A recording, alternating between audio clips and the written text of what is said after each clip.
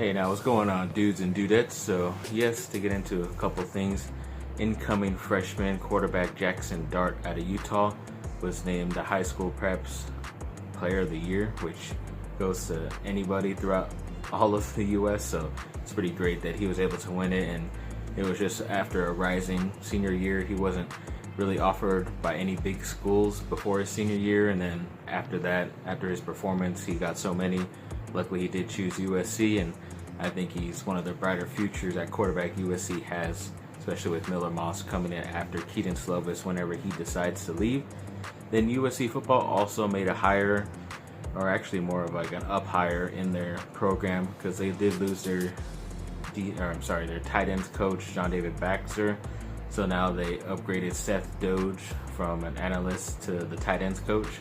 So at least he's been in the program, he understands what to do. I just wish they would have went out to got someone better, someone more known, even try to get Antonio Gates to get into coaching, which would have been awesome, but I don't know.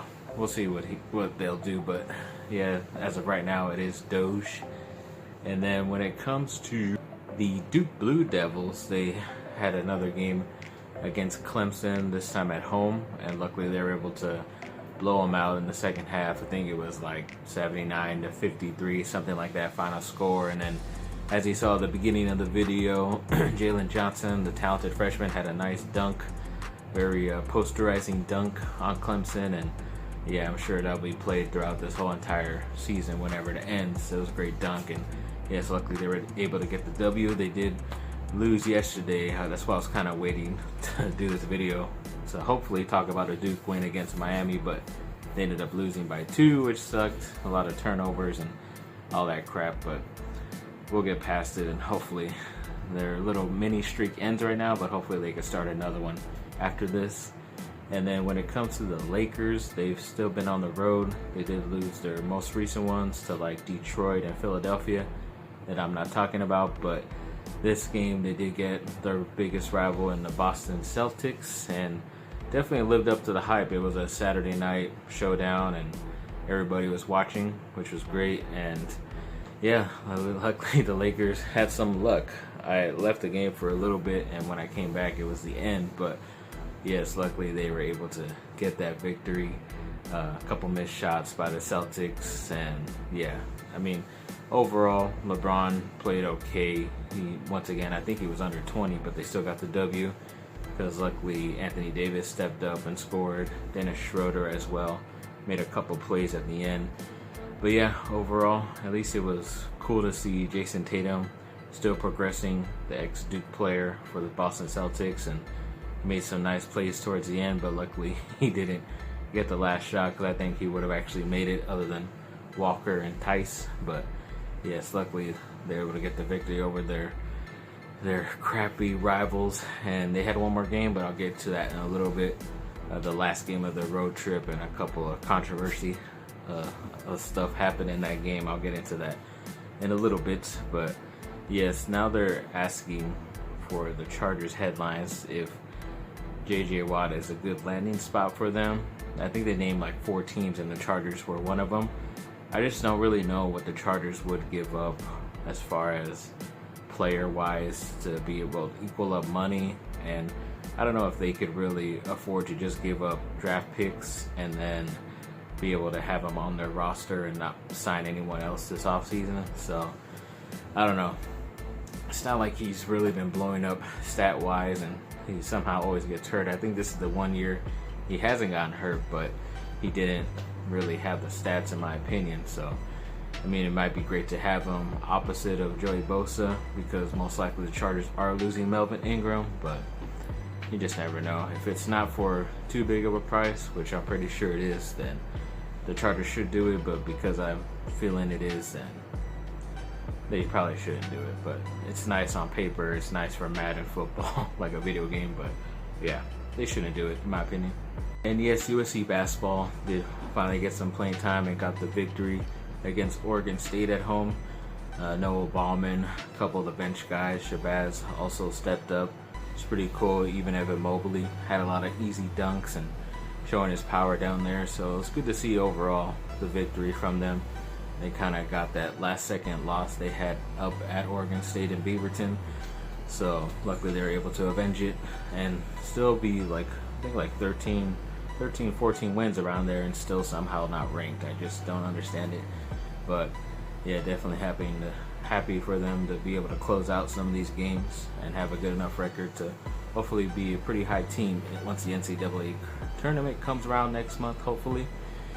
And then also, the Chargers had what they call a very great meeting, according to an analyst or a reporter down there at the Senior Bowl, where a lot of these college football seniors and guys who graduated early are all down there this last weekend.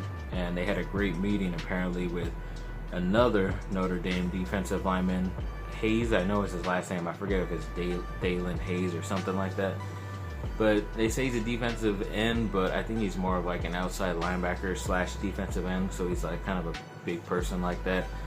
I don't know. I mean, they went with the first round pick on Jerry Tillery, another guy from there, and he hasn't been great. Another guy, Alohi Gilman, who was like a safety from Notre Dame, hasn't really been all that great. The only guys they really hit on were like Isaac Rochelle, where they barely drafted like in the 6th or 7th round.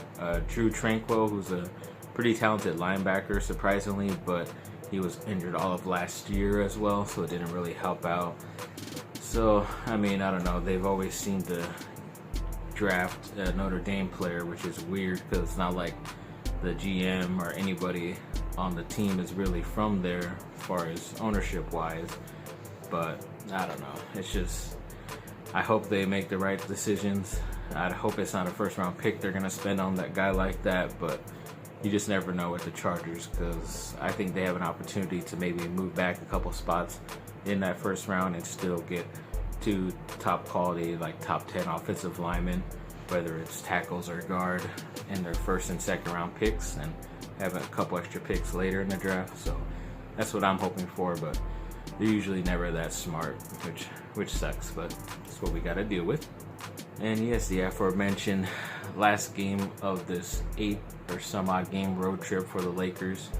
They usually take in February because of like the Grammys and all that other stuff. Even though it's not happening, they're still on that road trip. And yeah, it's been pretty up and down, but luckily they were able to get this weird victory last night. Yes, very weird, in Atlanta. The Hawks are a pretty young team, but they're always scrappy and they'll stick in with it. That's why it was a pretty close game towards the end, especially going down to the fourth quarter. But something happened. I think it was either early fourth or late third, I forget, but all of a sudden, after like a dead ball, you see a lot of the players kind of gathering around, and a lot of referees and security people gathering around this one area, like in the front row, and then kind of just wondering what it is. And of course, LeBron is talking shit, but apparently, according to him, someone in the audience, a man was talking crap to him, so he gave it back to him, which is pretty much normal stuff. Even before COVID, there's be even more fans talking crap to LeBron and anybody else who's good on a team, especially when you're the visiting team. But then I guess his wife, the person's wife on the sideline, ended up saying something and taking her mask off and screaming at it as well. I think she said on social media that she was gonna F up LeBron James or something like that.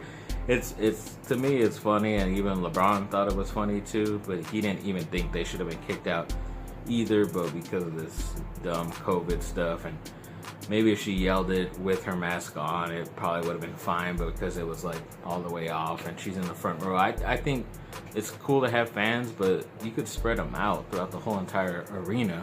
You don't need them straight in the front row, and I'm pretty sure it would have been nothing if she was yelling with her mask off, a couple rows back. But I don't know. It was really nothing crazy, or at least you hoped it was nothing like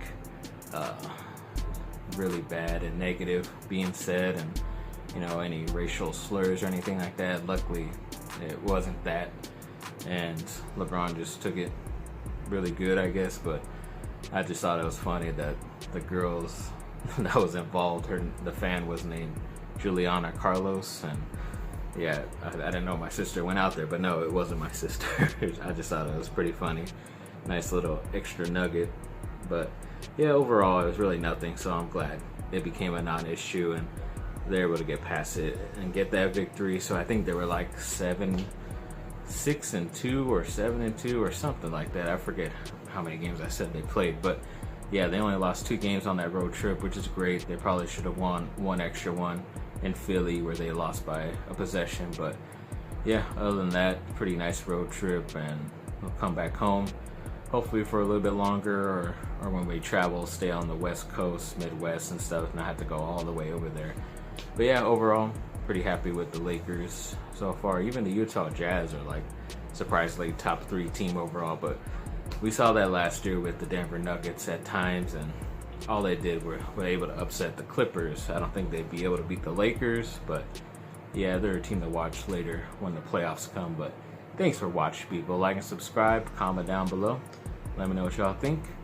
Maybe I'll get in another video before the Super Bowl this Sunday, but I don't know.